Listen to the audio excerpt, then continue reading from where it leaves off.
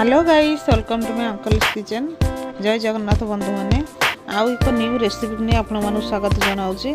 आज मु बंधाकोबी डालमा बनैबी। आपण मैंने डालमा खाई बंधाकोबी तरकारी भी खाई किंतु मुझे बंधाकोबी डालमा बनैबी आउ एक न्यू इनोवेटिव आइडिया रे।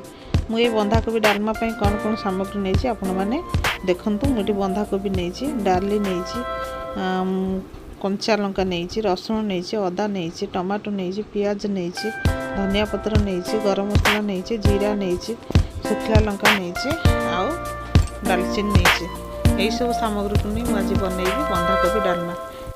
गाइस आसतु आमर कोबीटा को भाजवा। एबे आमर कड़ईटी गरम हो जाइए। एबे आम टिके भजा अनुजाई आपन जति कोबी नहीं थे से भजा अनुजाई टिके तेल देबे। एबे मु टिके फुटण फुटई देली, टिके गुजराती दालचीनी पकेइली। एबे देखो काटिकी रखिथिबा कोबी आमे पकेइले। मु सेथिरे दुईटा आलू भी छोट छोट पीस करी काटि देइछि। एबे आमे टिके ताको स्टीम कर दबा। आसंत एबे आमे डालीटा को सिजेइबा। देखो मु डालीटा को भलो भाबे धोई देइछि। एबे मु इठी प्रेसर कुकर यूज करछि। आपण माने चाहिले खोलार भी डालीटा को बसई परिबे, किंतु मुझे प्रेसर कुकर यूज करछि। एबे टे लूण हलदी डाली रे पकेले, टिके कंचा सोरिष तेल पकेले डाली रो भलो टेस्ट आसिया पई। एबे आमे ताको गोटाई सिटी मारिबा को छाड़ दबा। बेसी सिटी मारिबेन न डालीटा पणा होई जिवो।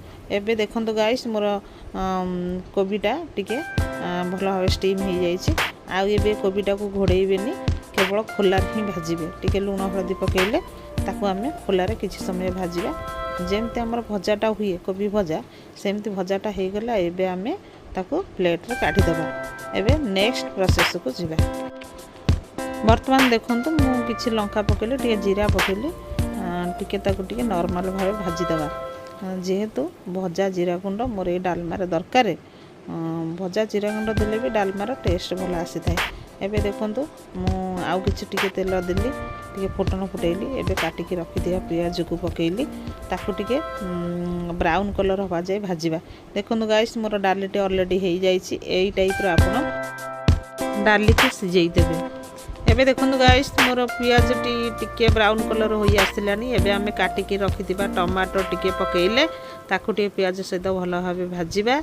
एबे देखंतु छेचिकी रखिथिबा मसला आमे पकेइले। छेचारे कोन मु नैछि ना रसुण, कंचा लंका, अदा नेइके ताकू टिके भलो भाबे भाजी दबा।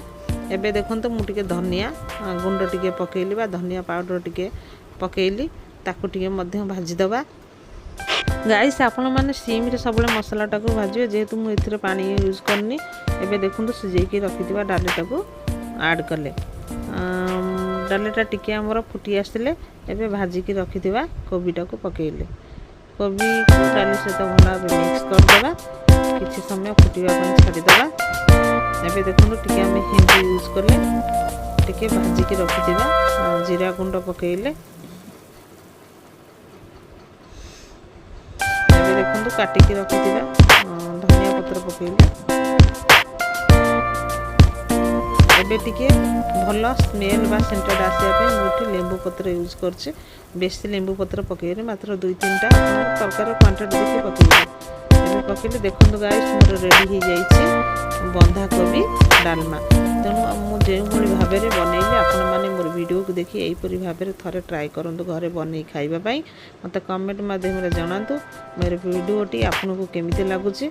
जो मैंने सब्सक्राइब करना दयाकोरी मोर चैनल को सब्सक्राइब करेंगे, लाइक करेंगे, शेयर करेंगे। मुझे नुआ नुआ वीडियो आप सहित शेयर करें।